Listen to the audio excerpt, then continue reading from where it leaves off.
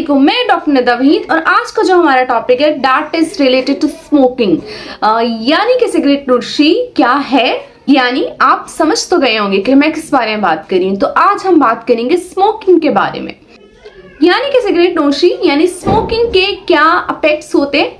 आज हम इसके बारे में डिटेल में बात करेंगे।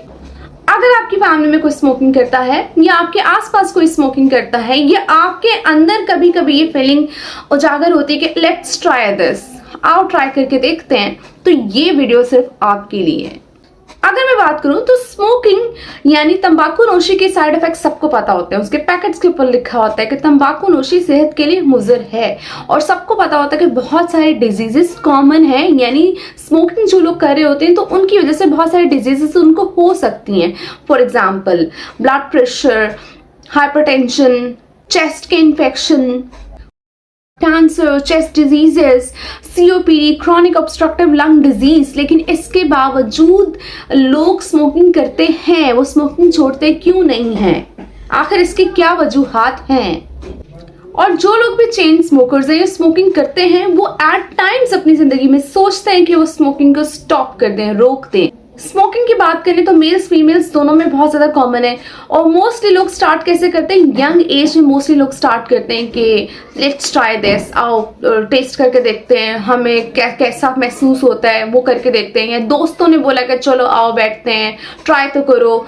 और मोस्टली लोग अपने आप को हीरो बनने के चक्कर में स्मोकिंग ट्राई करते हैं कि अरे दूसरे पे अच्छा इंप्रेशन जाएगा। लेकिन अगर मैं आपको सही बात बताऊं, अगर आप स्मोकिंग करें तो I don't think so personally कि किसी भी बंदे को अच्छा लगता है। अगर आप स्मोकिंग से अगर आप अपने भरम चाह रहे हैं या अपनी को रिस्पेक्ट बनाना चाह रहे हैं, अगले बंदे को इम्प्रेस करना चाह रहे हैं, तो आई डोंट थिंक सो कि अगला बंदा आपसे इम्प्रेस होता है। कोई भी बंदे को, किसी भी इंसान को ये पसंद नहीं होता। आप सबको पता है कि सिगरेट का धुआं सिर्फ पीने वाले के लिए नुकसानदेह नहीं होता, लेकिन जो इर्द गिर्द के लोग होते हैं उनके लिए उससे ज्यादा नुकसानदेह होता है। लेकिन अगर हम देखें कि ये ऐसा क्या है, क्या रीजन है कि लोग स्मोकिंग छोड़ नहीं पाते हैं, तो सबसे पहले अगर हमें बात करें, आपने जैसे स्मोकिंग का पहला पफ लिया, फौरन से निकोटीन आपके क्या करते हैं? ब्रेन, हार्ट और बाकी जिस्म के ऑर्गन से फौरन से पहुंच जाता है। और निकोटीन क्या करता है? आपके सिंपैथेटिक नर्वस सिस्टम को एक्टिवेट कर देता है। और सिंपैथेटिक नर्वस सिस्टम को एक्टिवेट करता है यानी आप फौरन से एनर्जेटिक फील करते हैं। ये वो नर्वस सिस्टम जिसमें आपको एनर्जी महसूस होती है और आप एकदम से एक्टिव महसूस करते हैं, और हैप्पीनेस के हार्मोन से डोपामिन आपकी बॉडी से रिलीज करना स्टार्ट कर देता है, जिसकी बेसिस पे आपको क्या करता है? हम जब स्मोकिंग करते हैं तो आपको बहुत ज्यादा खुशी महसूस होती है, और उधर निकोटीन क्या करता है? आपके ब्रेन को इस चीज का एडिक्टेड बना देता है। इसीलिए बाकी जितने भी नशे हैं उनमें सबसे ज्यादा खतरनाक स्मोकिंग है, क्योंकि आप बहुत जल्दी ये आपके ब्रेन तक पहुंच जाते हैं और जाके आपको इस चीज का एडिक्टेड बना देता है। इसलिए लोग स्मोकिंग छोड़ नहीं पाते हैं। अब क्या होता है? आपने स्मोकिंग की, आपकी बॉडी में निकोटीन रिलीज हुआ, आपका जो हैप्पी हार्मोन है वो रिलीज हुआ, डोपामिन, और आपको खुशी महसूस हुई, आपका सिंपैथेटिक नर्वस सिस्टम एक्टिवेट हो, आपको एनर्जी फील हुई, और आप बहुत सारा काम बहुत अच्छे से कर लेते हैं। अब आपकी बॉडी में क्या होता है कि आपने स्मोकिंग, अब आपको दोबारा से नीड होती है कि आपको दोबारा से निकोटीन चाहिए। आपका ब्रेन डिमांड करता है, क्योंकि अब एनर्जी क्या हो गई? वापस से ड्रेन आउट हो गई। तो दोबारा से आप स्मोकिंग करते हैं, फिर निकोटीन ब्रेन तक पहुंचता है और आपको एनर्जी मिलती है, डोपामिन रिलीज होते हैं, सिंपैथेटिक नर्वस सिस्टम दोबारा से एक्टिवेट हो जाता है। और जब जब क्या होगा? आपकी बॉडी से निकोटीन कम होगा बॉडी में, तब आपको क्या होगा? ऐसे ही महसूस होगा कि आप बहुत ज्यादा लो फील कर रहे हैं और आपसे कोई काम नहीं हो रहा है, आपको जो है खुशी, प्लेजर महसूस नहीं हो रहा, क्योंकि आपकी बॉडी इस चीज की एडिक्टेड हो गई है। अब आपको आहिस्ता आहिस्ता करके निकोटीन क्या कर रहा है? आपको उस चीज का आदी बना रहा है। अब जब आप निकोटीन नहीं लेंगे तो आपकी बॉडी में विथड्रॉल सिम्टम्स स्टार्ट हो जाएंगे, यानी आपको नर्वसनेस महसूस होगी, आपको इरिटेशन महसूस होगी, आपको रेस्टलेसनेस महसूस होगी, आपसे काम में कंसंट्रेशन नहीं हो पाएगा, आप बहुत ज्यादा रिलैक्स फील नहीं करेंगे, आपको बहुत ज्यादा काम करने में बहुत ज्यादा प्रॉब्लम होगी। तो आपको खुद आपकी बॉडी डिमांड करेगी कि हाँ मेरी बॉडी को निकोटीन चाहिए, ब्रेन आपको कहेगा निकोटीन चाहिए, यानी अब आप दोबारा से खुद ब खुद आप स्मोकिंग की तरफ मूव ऑन करेंगे। आपका दिल चाहेगा, क्योंकि आप बहुत ज्यादा लो फील कर रहे होंगे। इस तरह आप आहिस्ता आहिस्ता करके डिपेंडेंट हो जाते हैं निकोटीन पे। अब निकोटीन आपकी बॉडी में नहीं आ रहा है तो आपकी बॉडी डिमांड करे कि मुझे निकोटीन चाहिए। अब निकोटीन ने क्या किया, आपके ब्रेन को डिपेंडेंट बना दिया है कि अगर आपकी बॉडी में निकोटीन होगा तो वो काम करेगी एक्टिवली, अगर निकोटीन नहीं होगा तो बॉडी एक्टिवली काम नहीं कर सकेगी। सिर्फ आपके ब्रेन को निकोटीन डिपेंडेंट नहीं बना रही है, अब आपकी हार्ट मसल्स पे भी, हार्ट को भी आपको क्या कर रही है, उस पे भी डैमेज स्टार्ट कर देगी। आपकी आर्टरीज और वेन्स है उसको नैरो कर देगी, और जो ब्लड फ्लो हो रहा है उसकी जो रफ्तार है, उसके जो जिस स्पीड से मूव हो रहा है उसको स्लो कर देगी। और आहिस्ता आहिस्ता क्या करेगी, जो ऑक्सीजन आपकी बॉडी को चाहिए, यानी हमें अपने आप को एक्टिव रखने के लिए, हमें अब कोई भी काम करने के लिए, हमें अपने मेटाबॉलिज्म इंक्रीज करने के लिए हमें एनर्जी चाहिए होती है, जो हमें मिलती है ऑक्सीजन से।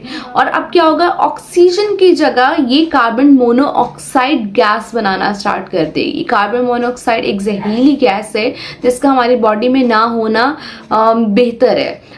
अब जब आपकी बॉडी में कार्बन मोनोऑक्साइड जाने लगेगी तो ये क्या करेगी, आपकी जितनी भी एयरवेज हैं उनमें स्वेलिंग स्टार्ट हो जाएगी और वहां पे ऑक्सीजन कम जाएगी। अब लंग्स पे ऑक्सीजन कम जाएगी तो ओवरऑल पूरी बॉडी को आपकी जो एक्टिव रखने के लिए, काम करने के लिए आपको जो एनर्जी चाहिए जो आप ऑक्सीजन से लेते हैं वो मिलना कम हो जाएगी। एक सब्सटेंस होता है तार, जैसे चिमनियों पे आपने देखा ब्लैकिश मटेरियल जो लगा होता है और चिपक जाता है, उतरता नहीं है। इसी तरह तार क्या करता है, आपके पूरे लंग्स को में जाके स्टिकी मटेरियल के अटैच हो जाता है जो आपके लंग्स को डैमेज करता है। हमारे पूरे रेस्पिरेटरी सिस्टम में सीलिया होते हैं, हेयर लाइक स्ट्रक्चर्स होते हैं, जो भी आपकी बॉडी में डस्ट आ रहा है, इस तरह के कोई भी पार्टिकल आते हैं तो उसको रोकते हैं और उसकी मूवमेंट जो है, सीलिया की जो मूवमेंट होती है वो डस्ट पार्टिकल्स को अब्सॉर्ब कर लेती है और बॉडी से बाहर निकाल देती है। अब क्या होता है, फिनोल एक सब्सटेंस है, वो क्या करता है, फिनोल जो है आपकी जो सीलियरी मूवमेंट है आपके लंग्स में उसको जो है वो सबसे पहले आकर डैमेज कर देता है। तो सीलियरी मूवमेंट जो होती है वो स्लो डाउन हो जाती है। पहले सीलिया की मूवमेंट स्लो डाउन होती है और उसके बाद आहिस्ता आहिस्ता करके सीलिया डैमेज होना स्टार्ट हो जाते हैं और बिल्कुल एट द एंड वो पैरालिसिस की तरफ चले जाते हैं। अगर वो पैरालिसिस की तरफ चले जाएंगे तो आपकी बॉडी, आपकी जो रेस्पिरेटरी सिस्टम है उसमें बहुत ज्यादा कैपेसिटी बढ़ जाएगी कि वो डस्ट जो भी आ रही है, जो भी पार्टिकल्स आ रहे हैं वो उसको रोक नहीं पाएगा। इस वजह से रेस्पिरेटरी सिस्टम जो है वो ज्यादा डैमेज होगा। और अक्सर देखें स्मोकिंग के मरीजों को अक्सर कफ का इशू होता है कि खांसी तो नॉर्मल उनके जाती ही नहीं है, उसका रीजन ये है।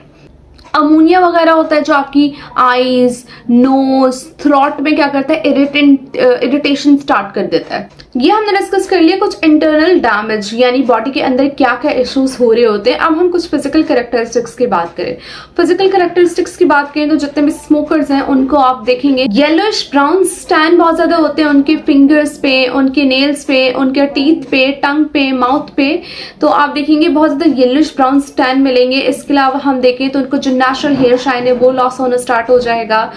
टूथ लॉस बहुत ज्यादा कॉमन होता है, दांतों के इश्यूज बहुत ज्यादा होते हैं और इसके अलावा बैड ब्रेथ का मसला भी होता है उनके साथ साथ। इसके अलावा आपकी मेंटल हेल्थ पे बहुत ज्यादा इफेक्ट डालता है। अगर आप स्मोकर्स में देखेंगे तो commonly schizophrenia, mental issues, stress, depression common होगा। इवन कि सुसाइडल अटेम्प्ट की तरफ भी जा सकते हैं।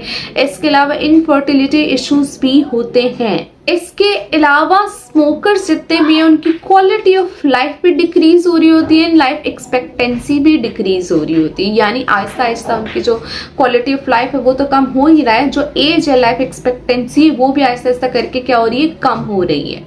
ये हमने बात कर ली कि जब आप स्मोकिंग कर रहे हैं तो क्या क्या हो रहा है। अब आपने फैसला कर लिया कि आप स्मोकिंग को छोड़ दें, अब आप स्मोकिंग नहीं करेंगे। जैसे आप ये फैसला करते हैं उसके कुछ घंटे के अंदर ही आपकी बॉडी में पॉजिटिव चेंजेस आना स्टार्ट हो जाते हैं। सबसे पहले आपकी बॉडी से निकोटीन रिलीज हो जाता है, बॉडी से चला गया। इसके अलावा 7000 केमिकल्स और 240 डिफरेंट किस्म की गैसेस आपकी बॉडी से निकलना स्टार्ट हो जाती हैं। जैसे आपने स्मोकिंग का फैसला किया उसके 8 से 10 घंटे के अंदर अंदर ये आपकी बॉडी में सबसे पहले बड़ी तब्दीली आती है। अब क्या होता है, निकोटीन का क्या काम होता है, आपके सिंपैथेटिक नर्वस सिस्टम को एक्टिवेट करना। अब क्या होता है, अब जब आपके ब्रेन को पता चल जाता है कि निकोटीन नहीं आएगा, सिंपैथेटिक नर्वस सिस्टम को एक्टिवेट करने नहीं करेगा, तो अब आपका ब्रेन खुद काम करना शुरू कर देता है। सबसे पहले आपके सिंपैथेटिक नर्वस सिस्टम को एक्टिवेट करता है। अब आपका जो ब्लड प्रेशर है और heart rate Aahista Aahista normal होना स्टार्ट हो जाएगा। अगले 24 घंटे में आपकी बॉडी से जो गैस है कार्बन मोनोऑक्साइड वो रिलीज होना स्टार्ट हो जाएगी और उसकी जगह रिप्लेसमेंट ऑक्सीजन लेना स्टार्ट कर देगा। जैसे ऑक्सीजन आपकी बॉडी में आना स्टार्ट हो जाएगा तो आप नेचुरली एक्टिव महसूस करेंगे और एक दिन बाद आपकी जितनी भी रेस्पिरेटरी सिस्टम में आर्टरीज हैं, वेन्स हैं, उनमें जो भी इन्फ्लेमेशन है, स्वेलिंग स्टार्ट हुई है, वो रिड्यूस होना स्टार्ट हो जाएगी। जैसे जैसे वो कम होती जाएगी आप एनर्जेटिक फील करेंगे। तो अब आपकी बॉडी में पॉजिटिव रिस्पॉन्स आना स्टार्ट हो गए। आपकी बॉडी को अब निकोटीन नहीं चाहिए काम करने के लिए, यानी आपके ब्रेन को एक्टिव रखने के लिए अब आपकी बॉडी में निकोटीन नहीं होगा, तो आपका ब्रेन खुद ब खुद एक्टिव होना स्टार्ट हो जाएगा। ब्रेन जो है आप में पॉजिटिव एनर्जी रिलीज करना स्टार्ट कर देगा। अब आपकी बॉडी में पॉजिटिव चेंजेस आना स्टार्ट हो गए हैं। लेकिन जैसा मैंने आपको बताया, निकोटीन जैसे आप लेते हैं तो आपके ब्रेन पर डायरेक्ट इफेक्ट होता है, आप फौरन से एडिक्टेड हो जाते हैं। इसी तरह जैसे आप उसको छोड़ेंगे तो उसमें आपकी बॉडी में विथड्रॉल सिम्टम्स आना स्टार्ट हो जाएंगे। अब आपकी बॉडी कहेगी कि रेस्टलेसनेस महसूस भी होगी, नर्वसनेस भी महसूस होगी, लेकिन अब आपकी बॉडी पॉजिटिव रिस्पॉन्स की तरफ जा रही है। तो अगर ये चीजें महसूस हो रही, क्रेविंग स्टार्ट हो जाएंगी, तो उस क्रेविंग को आपको कंट्रोल करना है। क्रेविंग को कंट्रोल करने के लिए आप कोई भी हैंड टू माउथ की एक्टिविटी कर सकते हैं। फॉर एग्जांपल आप देखें ना, जो स्मोकर्स होते हैं वो अपने हैंड टू माउथ की कोई एक्टिविटी कर रहे होते हैं, तो वो कोई भी चीज, कुछ भी, वो ड्राई फ्रूट्स रख सकते हैं या कोई भी चीज मंचन के लिए रखें कि अपने हैंड टू माउथ की एक्टिविटी करना स्टार्ट कर दें और अपना ब्रेन कहीं और कंसंट्रेट करने की कोशिश करें। अदरवाइज उनको बार बार जो विथड्रॉल सिम्टम्स हैं वो होना स्टार्ट होंगे, क्रेविंग स्टार्ट होगी। और अगर उन्होंने एक पफ भी ले लिया, तो दोबारा से वो एडिक्टेड हो जाएंगे। अगर वो इस फीलिंग को कंट्रोल कर लेते हैं 2 हफ्ते तक, 2 वीक्स तक रेगुलर बेसिस पे, तो उनमें बहुत ज्यादा चांसेस हैं कि वो इस स्मोकिंग को क्विट कर सकते हैं। तो स्मोकिंग की अर्ज को कंट्रोल करने के लिए आपको सिर्फ 2 हफ्ते चाहिए। अगर उन 2 हफ्तों में आपने अपने आप पे काबू पा लिया तो आपको जो अर्ज होती है वो कंट्रोल होना स्टार्ट हो जाएगी। अब आपकी बॉडी में बहुत ज़्यादा पॉजिटिव चेंजेस आना स्टार्ट हो गए हैं, तो आप इसको कंट्रोल करने की कोशिश करें। जब आपकी बॉडी को पता चल जाएगा कि आपकी बॉडी को निकोटीन नहीं मिलेगा, तो आपका जो डोपामिन हार्मोन है जो आपको हैप्पीनेस प्रोवाइड करता है वो नेचुरली ब्रेन रिलीज करना स्टार्ट करेगा। तो अब आपको इसके सारे बेनिफिट्स, प्रोज एंड कॉन्स, यानी अगर आप स्मोकिंग कर रहे हैं तो कि बॉडी में क्या हो रहा है और स्मोकिंग छोड़ेंगे तो क्या हो रहा है, तो ये सब आपको पता चल गया है। तो ये आपका फैसला होना चाहिए कि आप इसको छोड़ना चाहते हैं कि नहीं। आपको छोड़नी तो है स्मोकिंग, आपको आज नहीं तो 10 साल बाद छोड़नी है, 10 साल बाद नहीं तो 20 साल बाद छोड़नी है। तो कोशिश करें टाइम से इसको कंट्रोल कर लें। अपने ब्रेन को किसी भी चीज का आदी ना बनाएं। आपकी खुशी के लिए, आपकी एनर्जी के लिए आपको निकोटीन पे डिपेंड ना करना पड़े। तो कोशिश करें लोगों के लिए मिसाल बने, स्मोकिंग क्विट करें। तो अब फैसला आपका है कि आपको स्मोकिंग करनी है कि नहीं। एक पफ भी नहीं, क्योंकि एक पफ भी आपको एडिक्टेड बना रहा है। तो अब फैसला आपका है कि आपको क्या करना है, क्या नहीं करना। अगर आपको मेडिकल हेल्प चाहिए तो आप मेडिकल हेल्प लें, डॉक्टर के पास जाएं, प्रॉपर ट्रीटमेंट करवाएं। कोशिश करें कि आप इसको क्विट कर दें। अगर आपको मेरी वीडियो पसंद आई है तो लाइक करें, मेरे चैनल को सब्सक्राइब करें। अपना ख्याल रखिएगा। Stay fit, stay healthy. Thank you. Allah Hafiz.